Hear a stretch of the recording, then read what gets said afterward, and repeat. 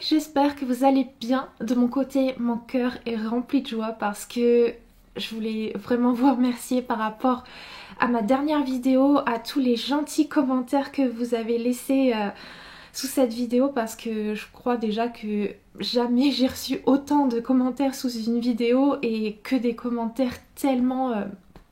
qui m'ont tellement touché en plein cœur. Franchement, ça... cette vidéo c'était quelque chose pour moi, c'était pas évident pour moi de la filmer, c'était pas évident pour moi de la poster, mais je crois que au fond j'en avais vraiment besoin et puis vous en fait, vos retours, ça m'a fait dire que quelque part j'avais eu raison de la poster, même si ça a été dur, mais vraiment merci du fond du cœur. Aujourd'hui, on est sur un tout autre type de vidéo, puisque je me suis dit que ça pouvait être sympa de vous embarquer quelques jours avec moi pour un petit vlog automnal. Donc j'ai commencé par vous montrer ma petite déco d'automne, même si je l'ai mis dans mes bibliothèques à la fin du mois d'août. Donc ça fait déjà quelques temps que vous la voyez derrière moi au cours de mes vidéos. Mais ouais, je voulais quand même remontrer, même si je vous ai pas filmé le moment où je l'avais installé vraiment dans mes bibliothèques, parce que en fait cette année j'ai rien de nouveau en termes de déco. J'ai juste acheté un petit truc niveau automne qui n'est pas de la déco, c'est un mug, c'est le tout dernier de Caro Moodland, que j'adore cette illustration, j'en suis trop fan.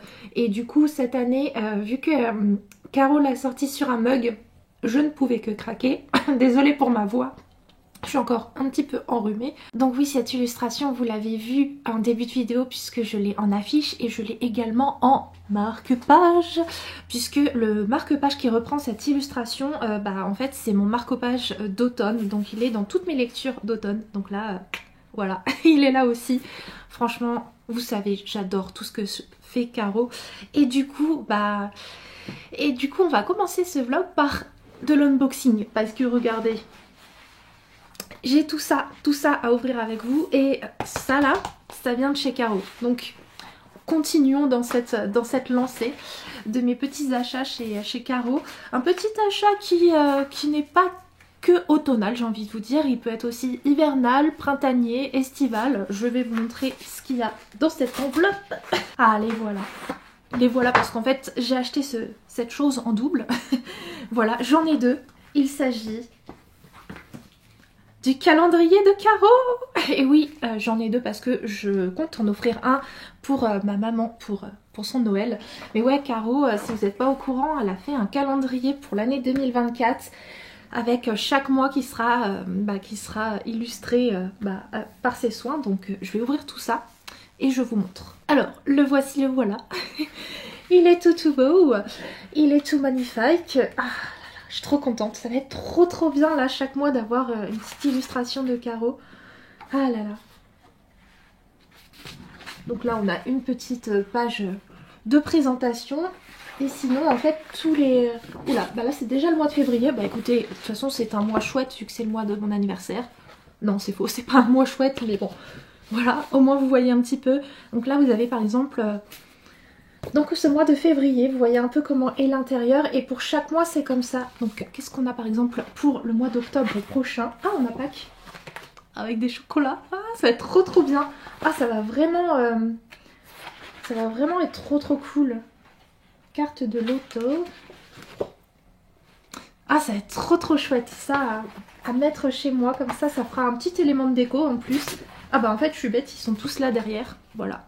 Ah là, je suis trop contente. Trop contente. Et j'avais pas vu, mais dans le carton, il y a aussi une planche de stickers. Ça va être trop bien. Je vais pouvoir en mettre quelques-uns sur le calendrier et d'autres dans mon bureau, évidemment. Ah, je suis trop contente. Trop bien. Ah, voilà. Bon, maintenant passons aux autres colis qui sont des colis livresques cette fois-ci, parce qu'il faut pas déconner quand même. On aime aussi les livres par ici. Et pour commencer... ouvrons celui-ci qui est déjà à moitié ouvert en plus, parce que à la poste ils se sont dit peut-être que ce colis a besoin de respirer, donc faisons-lui des petits trous là et puis là aussi, parce que franchement pauvre colis quoi. Franchement imagine, il est là, il voyage, il est dans le noir, il a besoin d'air lui aussi. Ah mais en vrai, En vrai ça me saoule parce que ça fait quelques mois maintenant que quasiment tous mes colis sont un petit peu ouverts. Et bon, ça arriverait qu'une fois de temps en temps, je dis pas, mais là c'est un petit peu suspect quand même. Non mais franchement, les livreurs ils s'attendent à quoi? À ce que je reçoive des lingots d'or par Amazon ou... Non, c'est des livres, désolée pour la déception. Mais du coup j'espère qu'il n'est pas abîmé celui-là parce que je l'attends. Je l'attends de pied ferme. Je vous présente mon nouvel achat. Le sang et la cendre. Oui, oui, oui, j'ai craqué pour cette saga parce que ça fait des années qu'elle me fait trop envie. Et à chaque fois, je me dis non, mais tant pis, j'ai loupé le coche, les reliés n'existent, enfin, ils n'existent plus, ils sont en rupture de stock et tout, bon bah tant pis quoi.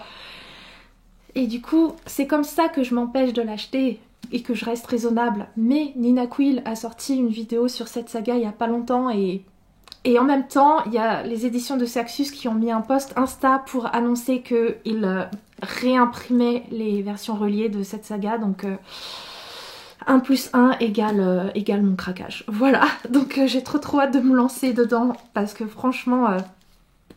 cette saga, je sens qu'elle va me plaire en fait. Je sens que je vais être à fond dedans, donc bon, je sens que bientôt je vais acheter la suite en relié. Mais du coup, il faut que je me dépêche et que je sois riche aussi.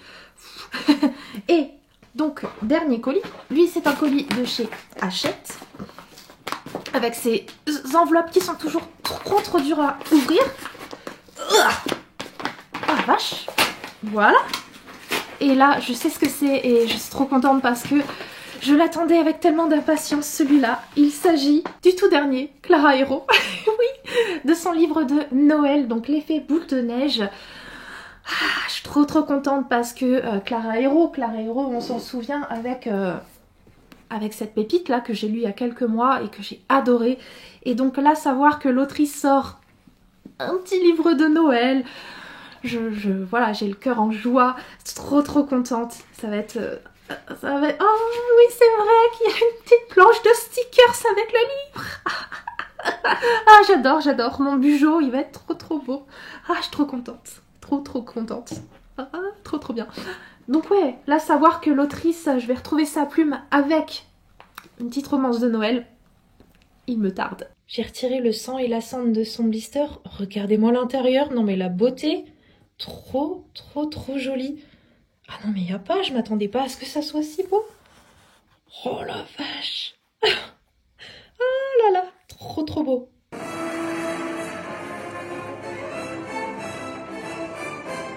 On va se revoir.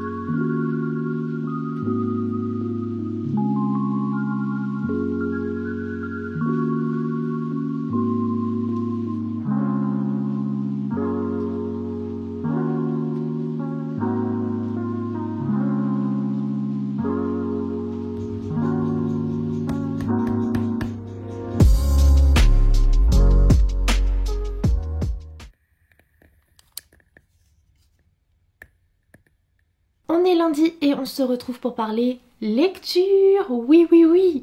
Et en ce moment, eh bien, je suis en train tout doucement de terminer mes lectures du Pumpkin Autumn Challenge puisque là ce soir, il me reste juste les 100 dernières pages de ce livre-là à lire, voilà, donc ça va être fait. Et cette semaine, ensuite, je m'attaque à mes deux autres lectures, mes deux dernières lectures du challenge qui sont ces deux livres-là qui me font trop envie et qui sont tous les deux assez courts, donc autant vous dire que je vais les dégoumer. Voilà, c'est tout, je vais en faire qu'une bouchée de ces livres-là. Ah, j'ai trop hâte de me plonger dedans.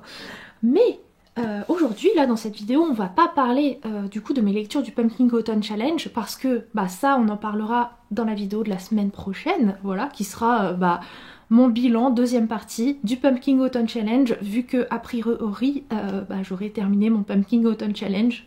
Ouais. Ouais, j'ai assuré cette année. Et du coup, pour cette vidéo, je me suis dit, quitte à faire un vlog, autant leur parler aussi d'autres lectures et pas des lectures que j'ai faites pour mon Pumpkin Autumn Challenge. Donc, j'ai assuré cette année, je me suis conduite comme une booktubeuse responsable et organisée et j'ai lu d'autres livres en parallèle et c'est de ces deux autres livres-là que je vais vous parler maintenant. Donc pour commencer, parlons de Souviens-toi de moi d'Alison Derrick, publié chez Hachette Roman, qui est une romance lesbienne que j'attendais avec impatience parce que son résumé me faisait trop envie et du coup autant vous dire que à peine reçu, quasiment aussitôt lu parce que franchement j'en pouvais plus de l'attendre, je l'attendais tellement de pied ferme celle-là.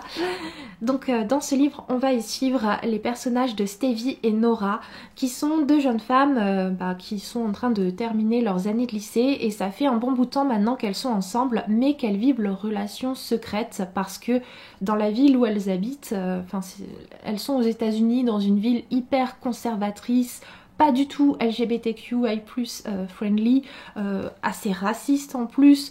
Du coup, ce qu'elles vivent, Nora et Stevie, elles en ont parlé à personne, même pas à leurs amis, même pas à leur famille, parce que elles se doutent bien que si jamais elles en parlent, elles vont se faire rejeter. Et du coup, elles, ce qu'elles ont prévu, c'est qu'une fois le lycée terminé, c'est de prendre la fuite et de partir aller s'installer ensemble en Californie pour une nouvelle vie. Sauf qu'au moment où le lycée se termine pour elle, Stevie va avoir un grave accident, elle va faire une terrible chute qui va la plonger pendant plusieurs jours dans le coma et à son réveil, elle ne se rappelle absolument pas des 2 dernières années de sa vie. Du coup, elle ne se rappelle pas du tout de son histoire avec Nora et elle ne se rappelle même pas non plus avoir découvert, cette découverte en tant que personne lesbienne. Et du coup de son côté Nora elle ne sait pas du tout comment faire, comment est-ce qu'elle doit réagir par rapport à Stevie, est-ce qu'elle doit tout lui raconter sur ce qu'elles ont vécu, est-ce qu'au contraire elle doit laisser Stevie tranquille parce que Stevie elle est en train de renouer petit à petit une vraie relation avec ses proches. Et de son côté du coup Stevie elle est hyper étonnée, elle ne comprend pas pourquoi 2 ans plus tard, parce que pour elle, dans sa tête, elle a 15 ans. Donc là, en se réveillant, elle découvre qu'elle a même 17-18 ans et elle comprend pas comment la vie a pu l'éloigner à ce point de ses amis, de ses parents. Et en fait, petit à petit, les choses vont s'embriquer et voilà, j'en dis pas plus, mais en tout cas j'ai vraiment beaucoup aimé cette romance. En fait c'était hyper doux, ça m'a limite fait penser à Heartstopper au niveau de la douceur de cette relation entre ces deux jeunes filles et ces deux jeunes femmes. Et puis et ce personnage de Stevie qui se redécouvre petit à petit et qui découvre aussi petit à petit la vérité et le pourquoi elle s'est éloignée de ses proches, c'était vraiment hyper bien. Donc voilà, 300 pages qui se lisent super bien et qui m'ont fait passer un moment doux et hyper mignon. Et puis l'autre livre que j'ai lu en dehors du challenge, c'est le tome 2 de Persona par Yelena, publié aussi chez Hachette Roman. Un tome 2 que j'attendais mais en même temps j'avais quelques petites réticences parce que donc le premier tome pour moi était vraiment sympa mais pas exempt de tout défaut. Donc dans cette saga en fait on est sur de la fantaisie où chaque être humain à sa naissance est touché par la lumière. Alors il y a une minorité de personnes qui ne le sont pas et du coup elles sont vues comme des êtres inférieurs par la société. Et il y a des personnes qui au contraire sont extrêmement touchées par la lumière et ce sont des gens qui vont petit à petit développer un don magique. Et ces personnes, elles sont craintes par la société, donc généralement dès qu'elles sont enfants, on va les séparer de leurs parents, de leur famille et les enfermer dans des espèces d'orphelinats, des maisons en fait réservées à ces enfants spéciaux. Et de temps en temps, il y a des personnes qui peuvent venir louer leurs services en fait, se servir du coup des dons de ces enfants moyennant une participation financière. Et c'est ce qui va arriver dans le premier tome à Andrea et deux de ses amis. On va les recruter pour commettre une certaine mission, enfin un acte pas super puisque on leur demande d'utiliser leur pouvoir pour kidnapper le fiancé de la princesse. Voilà. Premier tome qui franchement met en avant un univers qui est vraiment super bien, mais qui à mes yeux était quand même hyper introductif. C'est un premier tome qui fait 400 pages et c'est vrai que l'action, moi j'ai trouvé qu'elle démarrait vraiment dans les 100 dernières pages et que les 300 premières pages c'était quand même beaucoup d'explications sur l'univers qui en a besoin parce qu'il est très très riche et aussi beaucoup de flashbacks. Du coup j'avais un petit peu peur de ce tome 2, j'avais envie de le lire parce que j'avais vraiment bien accroché avec l'univers, mais j'avais peur que ça soit hyper introductif comme le premier. Et bah pas du tout! Pas du tout. Ce tome 2, je me suis régalée, je l'ai beaucoup plus aimé que le premier tome et du coup ça a été un vrai bonheur. En plus il fait 200 pages de plus que le premier tome, donc autant vous dire que j'avais de quoi avoir des craintes à la base, mais au final je me suis vraiment régalée. Alors déjà, première chose que j'ai beaucoup aimé sur ce tome 2 et qui devrait exister dans tous les livres du monde, surtout quand on parle de saga, c'est que vous avez ça là. Vous avez 2 pages et demie avant de commencer ce tome 2 qui nous spoil, vraiment le premier tome. Ça nous fait un résumé complet du premier tome et ça fait trop du bien parce que ça permet vraiment de tout se remettre en contexte sans avoir à ressortir notre premier tome et aller chercher des petites réponses si jamais on a oublié 2-3 trucs. Franchement, avoir ces 2 pages et demie avant de commencer la lecture, c'était top. Au niveau de ce tome 2, c'est la suite directe du premier tome, donc je peux pas trop en dire, mais vraiment 600 pages qui se sont lues pour ma part beaucoup plus facilement que les 400 pages du premier tome. C'était hyper fluide, les intrigues et les personnages étaient beaucoup plus développés que dans le premier tome. Enfin pour moi vraiment ce deuxième tome m'a vraiment beaucoup plus intéressée, tous les points de vue m'ont intéressée et je trouve que vraiment, il y a quelque chose qui m'a happée dans cette lecture. Je pense que le fait qu'on se soit débarrassé de toute l'introduction, de toutes les explications de l'univers qui sont vraiment très garnies dans le premier tome et que là on se focus juste sur l'histoire qui avance et qui se développe, franchement moi ça m'a passionnée. Donc franchement je lirai la suite avec plaisir parce que cet univers c'est quand même quelque chose. Sur ce, je vais m'arrêter de filmer là pour aujourd'hui. Je vous reprendrai demain parce que demain on va à Disneyland. J'ai trop hâte, j'ai trop hâte. Et du coup, bien évidemment, je vous emmène avec moi et j'essaye de filmer un petit peu ce que je peux. Donc voilà, à demain à Disneyland.